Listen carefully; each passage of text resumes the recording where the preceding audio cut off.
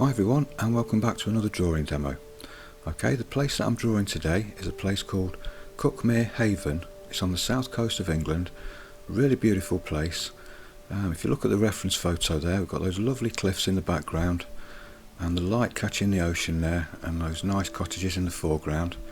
So I'm going to be drawing that today, and I'm going to be doing it on A5 paper. It's my usual paper. It's the Daler Rowney Smooth Heavyweight paper. And I'm starting out using the grid method as usual. And I'll just quickly mention as well, there'll be a reference photo with a grid already placed on it, ready for you to print out, over on my Patreon page for the members if you're interested.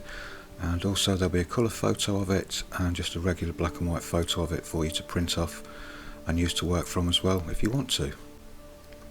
Now, I've recently just been asked how long does it take to do a drawing? How long does it take me to do my drawings? Now, I can answer the second one there. Obviously I know how long my drawings take me, but there's no set time limit to how long you should take to do a drawing. It's an impossible answer to give a time limit on any drawing. The simple answer is it takes as long as it needs. As simple as that. Some of my drawings, I can finish them within 8 hours. Other drawings go on for 80 hours. On average, I guess I spend around 30 hours on each drawing. But things are a little bit different for me because I've got a Patreon channel and I have to put up one of these lengthy drawing projects every single month for people to follow along with. So I am working to a time frame. And generally, the time you spend on a drawing is going to be affected by several factors. For example, the style of drawing that you're doing. Are you doing very quick impressionistic sketches? Are you doing photorealism? Because there's going to be a big time difference between both of those styles of drawings. And also, what size paper are you working on? And are you fast at drawing? Are you slow at drawing? Like in my case, I'm very slow at drawing.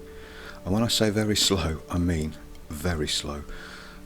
I spend hours and hours and hours just keep looking at the reference photo in between pencil strokes. So in my case, drawings take a very long time because I spend a long time observing as well.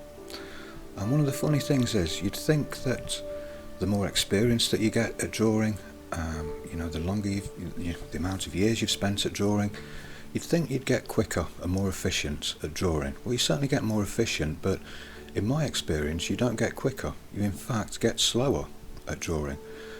Because what I find happens is, the more experienced you get with drawing, the more you learn to observe. And the more you learn to observe, the longer you spend observing. And the longer you spend observing, the more you see, therefore the more you can draw. The more information you're getting there from your observations to draw. So it's not really all about learning to draw. It's learning to see, it's learning to observe. I've always said on a lot of my Patreon videos that anybody can learn to draw within an afternoon. And I know that sounds impossible. And I don't mean you could draw a masterpiece in an afternoon. What I mean is the basic techniques of pencil drawing can be taught very quickly. The shading techniques, the blending techniques, erasing for highlights, how to use graphite powder. All that obvious stuff can be taught very quickly, but it can take a lifetime to really master those techniques. And you master those techniques by observation and patience. A lot of people say practice. Well, practice is very, very important, obviously. But in my experience, patience and observation rank higher than practice. I'm probably going to get a lot of negative comments for saying that, but I'm just talking from my experience. And I've had 30 years of drawing experience, so I think I've got a pretty good idea of what's worked for me in the past and what doesn't work for me at all. Now let's take practice as an example, and let's remember that I think it was Einstein that said the definition of madness or insanity is to keep doing the same thing over and over again and expecting different results every time. Obviously it's not going to happen. But you'll be surprised how many people practice the same techniques, same drawing techniques over and over again and expect different results. and yet all they're doing is just practicing the same mistakes over and over again and expecting that one day they'll get good through practicing their bad habits over and over and over again. It doesn't work like that. It never has done, it never will do. This is where patience and observation, I think, are more important, because you have to observe where you're going wrong. You have to observe what's not looking right in the picture. Why aren't the tones balanced? It's no good thinking, okay, that picture's a failure, the tones aren't balanced, the detail's not there, I'll do it again, and then doing the same old thing again. You're just going to get the same results every single time. So if you can start to be mindful and see and understand where you're going wrong, sit back, allow yourself time to observe, and play spot the difference with your drawing and the reference photo. See what the difference is, learn what the differences are, observe what the differences are. Once you can observe what the differences are with your drawing and the reference photo, then you can correct them, and you're not in that vicious circle anymore of just keep practicing the same bad habits over and over again. Now, when I get my sketchbook out to do some practice, and I say practice in inverted commas because when I practice, I think of it more as experimenting and playing. And I think we learn more that way, when we just play and have fun and experiment. And we don't have any expectations of what the end result's going to be. We're not trying to do a finished drawing or a finished painting. We're just playing, we're just having fun. We're not living in fear of our mistakes and failures. In fact, sometimes I don't even think they exist. I think too many people worry too much about failing with their artwork, when in fact mistakes and failures can be your best friend. They can really teach you something. If you look at each one of them as a positive and not a negative, and you think of each one as a learning curve or a stepping stone to progress and success, you'll be on the right path. Now, I don't believe for 1 minute that being negative about your failures and your mistakes, it's a good thing. But what I do believe, and I really do believe this, and I see it all the time, is as you think, so you become. Now, I know it sounds like I'm getting all zen on you now. I probably am, I don't know. But if you're going to turn around and say, oh, I can't draw, I have too many failures, I can't draw, I can't do it. Well, guess what? You're absolutely right. You can't draw. You can't do it. You've just told yourself you can't. You'll never be able to, while you're telling yourself you can't. As soon as you tell yourself you can, and you look at those mistakes and failures as learning curves, you've just turned a negative into a positive. And your whole outlook will now change towards your artwork.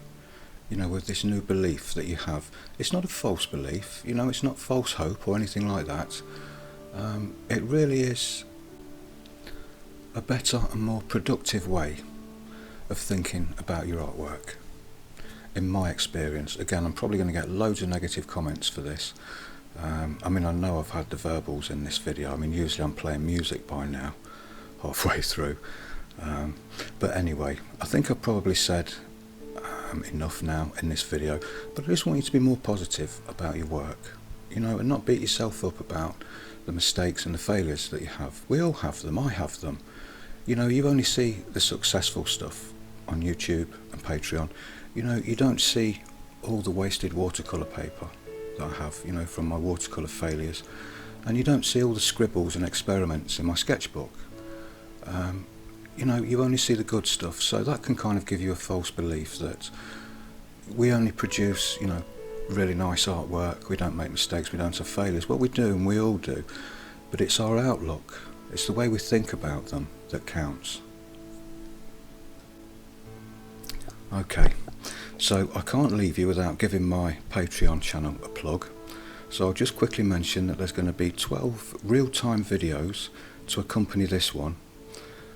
All with narration, all in real time, all step by step, so that you can follow along with this drawing. And you should be able to do this drawing if you've got a little bit of experience, with graphite work. I wouldn't say for a minute this is a beginner's one, but hey, if you're a beginner and you're up for a challenge, go for it. Don't let me stop you. But it is quite a challenging one, I must admit. But the 12 videos that I've provided for you on Patreon should be really helpful to you. You see every step of the way. I've cut out the obvious boring bits where it's just repetitive and the same shading strokes, shading patterns, etc. So hopefully all the information will be there for you. So if you want to take a look at my Patreon channel, I'll leave a link on the end screen and a link in the description below as well, and it'd be really great to see you over there. I've got a wonderful community of people. You can post your artwork on there on the community section and make friends over there. It's a great place to be. Okay, so I'll say bye for now and I'll see you in the next one.